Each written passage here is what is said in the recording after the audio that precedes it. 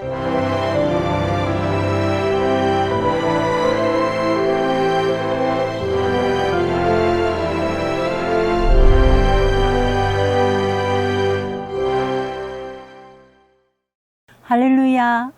하나님의 말씀을 받으시는 모든 성도님께 예수 그리스도의 이름으로 축복합니다.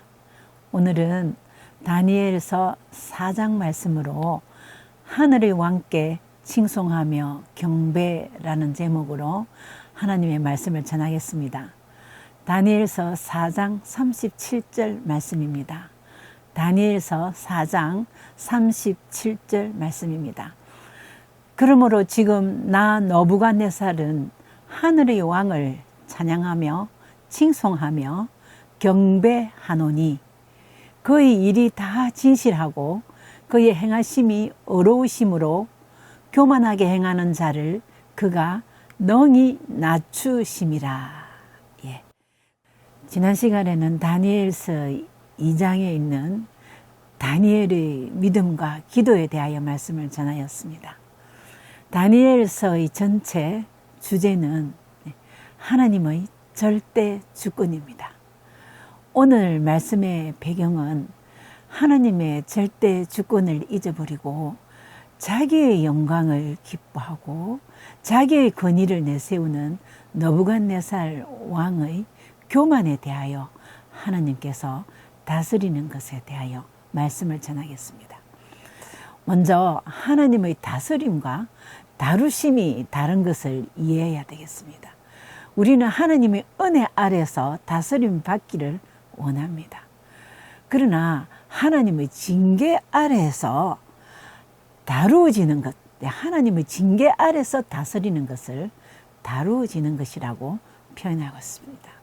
그것은 어떤 훌륭한 왕이라도 어떤 업적을 남긴 사람이라 할지라도 가차없이 하나님께서는 다루어 버린다는 그런 것을 알게 해 주셨습니다.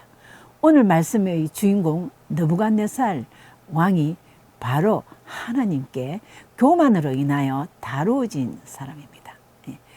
바벨론은 고대 역사에서 바빌로니아 제국으로 일컫고 있습니다.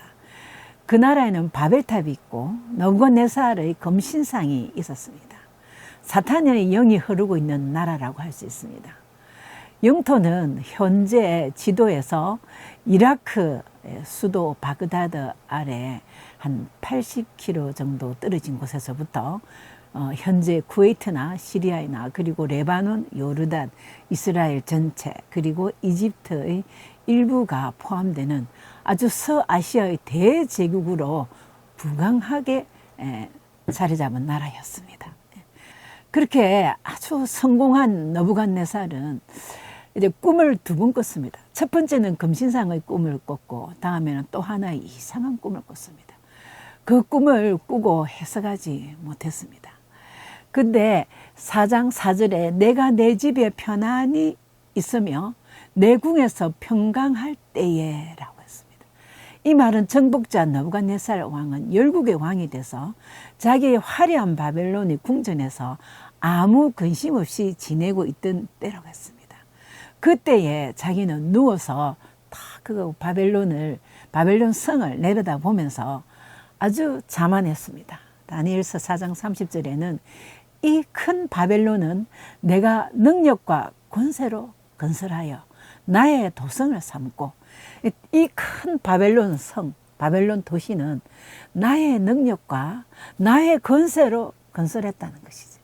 이것으로 내 위엄과 내 영광을 나타내는 것이 아니냐. 누구의 영광이겠느냐. 내 영광이지. 이러면서 자화자찬을 하고 아주 편안하게 살고 있었다는 것입니다. 바로 그때 하나님께서는 그가 편안한 침실에서 그처럼 편안을 즐기고 있을 때에 뇌 속에 그 교만을 경고하는 꿈을 보여주셨습니다. 너부갓네살 왕은 그 꿈으로 인해서 좀 두려워하고 번민하였다고 했습니다. 그것은 다시 말하면 불길하였다는 것이죠. 스스로 그 꿈을 정확하게 뜻을 알 수 없었기 때문입니다. 이번에도 왕은 바벨론의 박수와 술객과 술사와 점장이들을 다 불러들였습니다.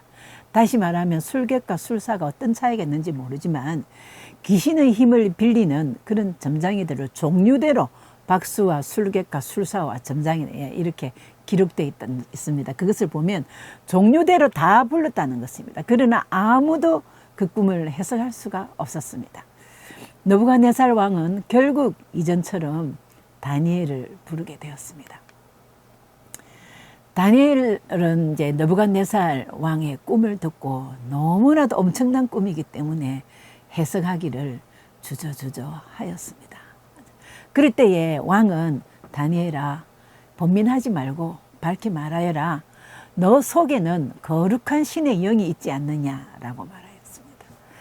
느부갓네살 왕이 본 것은 땅 중앙에 큰 나무가 있었는데 이 나무가 쑥쑥 자라서 열매를 맺고 그늘을 많이 만들므로 많은 사람들이 와서 열매를 따먹고 그리고 새들이 와서 놀았습니다. 근데 한 순찰자가 와서 뿌리와 그루터기만 놔두고 이 나무를 베어버리라. 그리고 새들도 다 쫓아버리라고 했습니다. 그리고 쇠와 놋줄로 묶어서 덜풀 가운데 두고 이슬을 막고 그 사람 마음이 짐승의 마음을 받아서 짐승과 함께 들에서 7대를 지내리라. 이런 말을 하는 것을 꿈을 꿨단 말입니다. 자, 이제 다니엘은 아무리 바르게 해석을 하고 직언을 해주고 싶어도 신하인 도리로 좀 주저주저 했습니다. 그러면서 왕이요, 이 꿈은 왕에게 해당되지 않고 왕을 미워하는 나쁜 사람들에게 해당되었으면 좋겠습니다. 라고 이제 해석을 좀 미루고 있었습니다. 그런데 느부갓네살이 밝히 말하라고 네 안에는 거룩한 신의 영이 있지 않느냐고 그래 말했습니다. 그래서 이제 해석을 했습니다. 왕이여, 그 푸른 나무는, 큰 나무는 왕입니다. 왕은 분명히 권세가 점점 높아지게 되었고 바벨론 제국 산하의 전설적인 인물이 되었습니다. 분명한 훌륭하고도 지혜로운 정치인임에도 분명하지만 그런 군주임에는 틀림없지만 바로 그 지혜와 능력을 통해 이루어 놓은 업적에 대한 교만으로 사람들에게 쫓겨나서 들짐승과 함께 풀을 뜯으며 살아갈 것이라고 합니다. 그러면서 안타까운 충언을 또 드렸습니다. 다니엘서 4장 27절 말씀입니다. 그런즉 왕이여, 내가 아뢰는 것을 잘 들으시고 받으시고 공의를 행함으로 죄를 사하고 가난한 자를 긍휼히 여김으로 죄악을 사소서. 그리하시면 왕의 편안함이 혹시 장구하리이다 하니라. 이 말은 이제 죄악을 사라는 것이죠. 공의를 행하고 자꾸 남의 나라를 치고 뺏고 포로를 끌고 오고 이렇게 하지 말고 공의를 행함으로 죄를 사하고 그리고 또 가난한 사람들을 긍휼히 여기면서 죄악을 회개하라고. 이것은 하나님이 다니엘을 통하여 1차 경고하신 것입니다.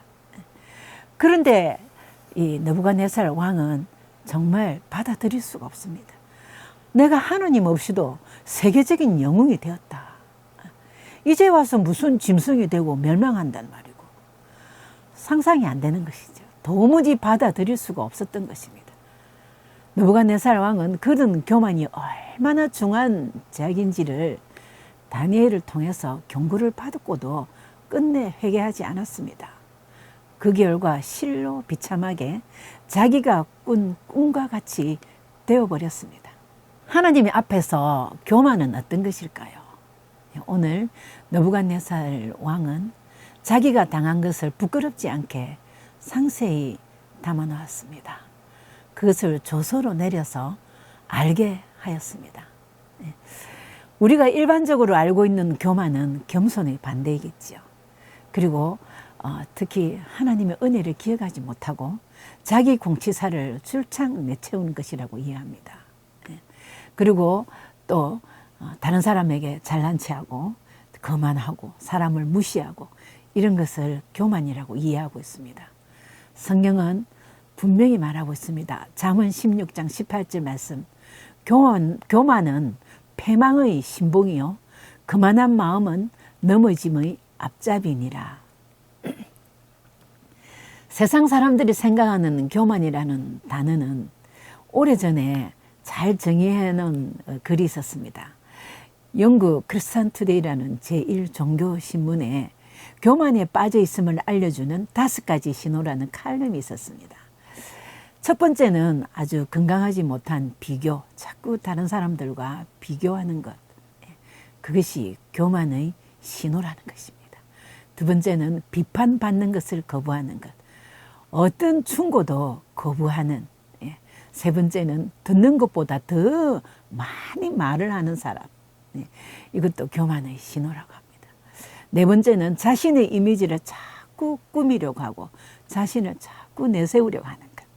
다섯 번째는 지위와 타이틀에 지나치게 집착하는 것. 이런 것을 세상적으로는 얼른 보기에는 교만 안 갖고 가리울 수 있지만 교만의 신호, 즉 다시 말하면 교만의 불씨라고 말합니다. 그러나 성경의 교만은 전혀 다른 이야기를 합니다. 교만이란 말은 성경에 130번 이상 나옵니다. 그러나 이 교만에 대해서는 거의 패망이라는 이야기를 대부분이 하고 있습니다. 성경은 교만을 마귀의 성품이라고 합니다. 그리고 이 마귀는 이 못된 유전자를 사람들에게 자꾸 이식시키고 있다고 표현합니다. 또한 성경은 하나님의 절대 주권을 잊고 사는 것을 교만이라고 합니다.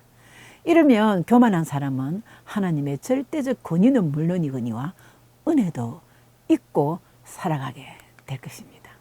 히스기야 왕이 하나님의 은혜를 잊었습니다.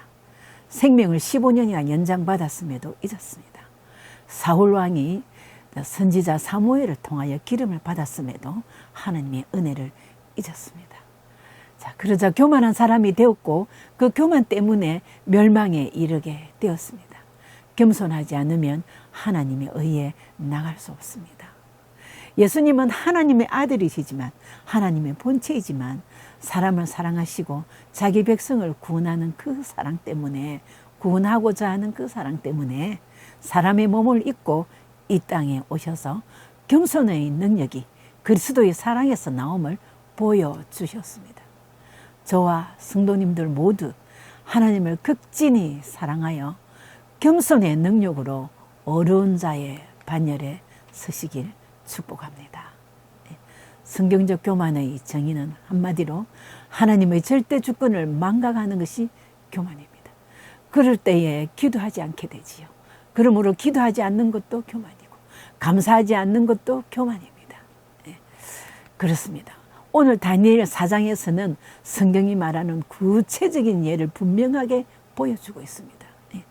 인생이 아무 물려받은 것 없이 홀홀단신으로 성공하면 자부심과 긍지를 가질 수 있습니다. 나는 하면 한다.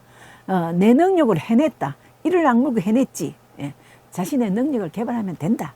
이 모두가 다 교만이 될 수 있습니다. 우리 성도들은 내가 하면 할 수 있다는 것이 아니라 언제든지 내게 능력 주시는 자 안에서 내가 모든 것을 할 수 있느니라는 이런 신앙 고백이 있어야 하고 간증이 되어져야 하겠습니다. 사람의 능력과 성취는 인생에 대한 개인적인 만족과 긍지도 있지만 인류 사회의 발전을 위해서도 꼭 필요한 것입니다. 그러나 이것이 인간들 사이에서는 자부와 긍지로 인정받을 수 있을지 모르겠지만 하나님 앞에서까지도 그렇게 자화자찬으로 간다면 그 사람은 오늘날 현대판 느부갓네살이 될 수 있으며 난광병 환자가 안 된다는 보장이 없는 것을 보여주고 있습니다. 다니엘서 4장 27절에 그런즉 왕이여 내가 아뢰는 것을 받으시고 공의를 행하며 죄를 사하고 가난한 자를 긍휼히 여김으로 죄악을 사소서. 그리하시면 왕의 편안함이 혹시 장구하리이다 하니라. 왕의 심령은 자기도 모르게 교만이라는 이슬비에 흠뻑 젖어서 돌이킬 수가 없었습니다. 우리는 다니엘처럼 하나님의 마음을 전하는 자는 될지언정 느부갓네살 왕처럼 자기의 교만에 흠뻑 젖어서 죄를 범하지 않도록 기도하며 깨어있으며 성령 충만하시기를 축복합니다. 그러면 교만에 대하여 하나님은 어떻게 다루시는지 다니엘서 4장 나오는 느부갓네살 왕의 사례를 살펴보겠습니다. 시편 138편 6절 말씀입니다. 하나님의 교만에 대한 섭리는 어떤 것일까요? 여호와께서는 높이 계셔도 낮은 자를 굽이 살피시며 멀리서도 교만한 자를 아시나이다 라고 했습니다. 하나님의 눈은 사람의 마음 깊은 곳까지 꿰뚫어 보시는 눈입니다. 하나님의 눈은 사람의 마음속에 있는 교만이라는 죄를 어디에서도 정확하게 찾아내시는 눈이십니다. 그냥 안 넘어가십니다. 실로 엄중하게 다스리는 사실입니다. 다니엘서 4장 28절 29절입니다. 모든 일이 다 느부갓네살 왕에게 임하였느니라. 29절 12달이 지난 후에 내가 바벨론 궁 지붕에 거닐 때에 근데 그 다니엘에게서 1차 경고를 받고도 받아들이지 않은 느부갓네살은 1년은 아무 감각 없이 잘 살았습니다. 내가 내 능력 맞는데 내 영광 당연하지. 무슨 하나님이 이제 와서 나를 멸망시켜 내가 짐승이 돼.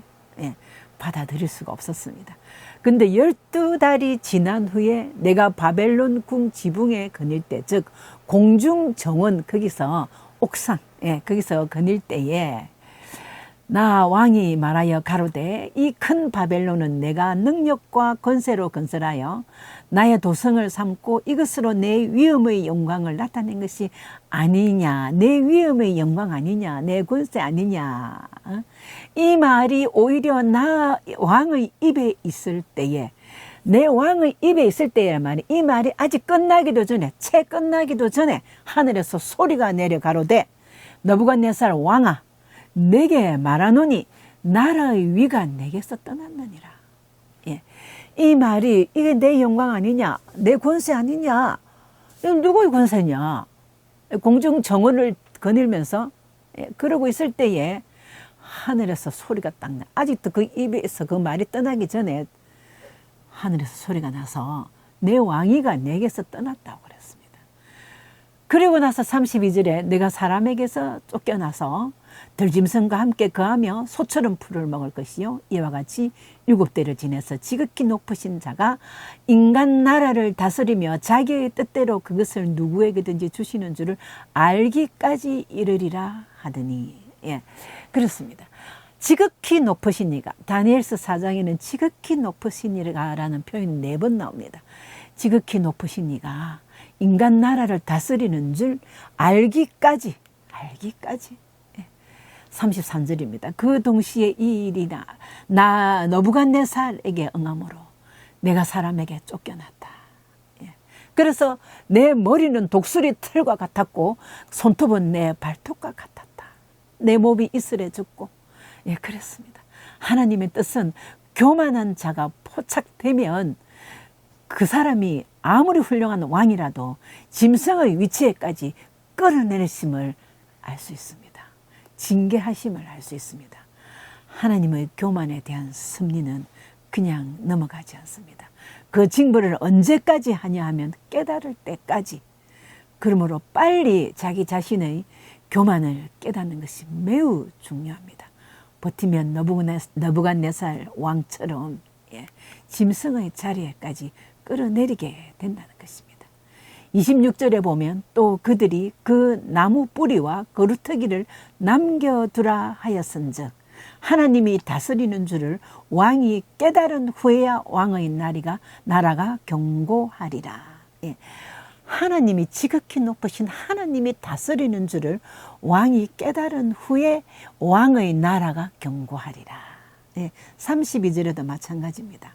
지극히 높으신 이가 사람의 나라를 다스리는 것을 알기까지 이르리라. 그렇습니다. 그런데 하나님께서는 나무의 뿌리와 거루터기를 남겨두라고 하셨습니다. 그것은 하나님께서 다시 회복할 날을 준비하고 계신다는 것입니다. 우리가 아무리 교만하여도 다시 회개하고 돌아오면 우리에게는 언제든지 회복해 주실 수 있는 거루터기와 그리고 그 뿌리를 남겨놓으셨다는 하나님의 사랑과 은혜를 가르쳐주고 알게 하시는 것입니다. 야고보서 4장 6절 말씀입니다. 하나님이 교만한 자를 물리치시고 겸손한 자에게 은혜를 주신다 하였느니라. 하나님은 아무리 성공한 자라 할지라도 교만한 성공자를 대하시는 방법은 회개하는 연약한 죄인을 대했을 때와는 너무나도 대조적으로 대하는 것을 알 수 있습니다. 사람이 자기의 못난 것, 약한 것, 더러운 것, 악한 것 다 고백하고 하나님 앞에 나올 때는 기억도 안 하시는 예수님이십니다. 하나님은 사랑의 하나님이시며 긍휼과 자비의 하나님이시므로 넘어져도 아주 넘어지지 않게 하십니다. 회복시켜 주십니다. 느부갓네살 왕이 하늘을 우러러 보았을 때 내 총명이 다시 내게로 돌아왔다 그랬습니다. 4장 34절에 느부갓네살이 하늘을 우러러 보았더니, 이 하늘을 우러러 보았다는 것은 그냥 쳐다보았다는 공간적인 하늘이 아니라 그 마음으로 하나님을 존경하며, 이것이 과연 다니엘에게 있는 그 거룩한 신, 그분이 하시는 일이었구나. 내가 교만했구나. 하나님의 절대 주권을 인정할 때에 내 총명이 다시 돌아왔다고 그랬습니다. 그래서 오늘 이 4절에 느부갓네살 왕은 신앙 고백을 하였습니다. 내가 지극히 높으신 하나님 앞에 감사하며 영생하시는 이를 찬양하고 경배하였나니 그 권세는 영원한 권세여 그 나라는 대대에 이르리로다. 신앙 고백입니다. 깨달아서 회개하는 느부갓네살을 완전히 회복시켜 주셨습니다. 4장 36절에는 그때의 내 총명이 내에 돌아왔고 또 내 나라의 영광에 대하여도 내 위엄과 강명이 내게로 돌아왔고 또 나의 모사와 관원들이 내게 찾아오니, 신하들이 다 다시 자기에게 돌아왔다는 겁니다. 내가 내 나라에서 다시 세움을 받고 또 지극한 위세가 내게 더하였느니라. 하나님은 그에게 남겨두신 뿌리와 그루터기를 통하여 그 회개하고 하나님을 우러러 보는 느부갓네살에게 완전히 회복시켜 주셨습니다. 그러므로 오늘 본문의 말씀 37절 말씀, 지금 나 느부갓네살은 하늘의 왕을 찬양하며 칭송하며 경배하노니 그의 일이 다 진실하고 그의 행하심이 어려우시며 교만하게 행하는 자를 그가 능히 낮추심이라 하면서 자신의 교만을 직시하고 하나님을 하늘의 왕이라고 하셨습니다. 교만하게 행하는 자를 하나님이 능히 낮추신다고 하나님의 대언자가 되셨습니다. 그리고 하늘의 왕이라고 하나님을 칭송하며 경배하고 온 백성이 평강을 얻기를 원한다고 조서를 내렸습니다. 아직도 예수 그리스도를 영접하지 못하시고 아직도 예수님께로 돌아오지 못하시면서 이 말씀을 받으시는 분들은 오늘 이 말씀이 하나님께서 주시는 경고의 말씀으로 받으시기를 축복합니다. 하나님을 찾지 않는 그 자체가 교만입니다. 교만한 인생은 하나님의 영광을 금수와 버리지 형상의 우상으로 바꾸어 버린다고 하셨습니다.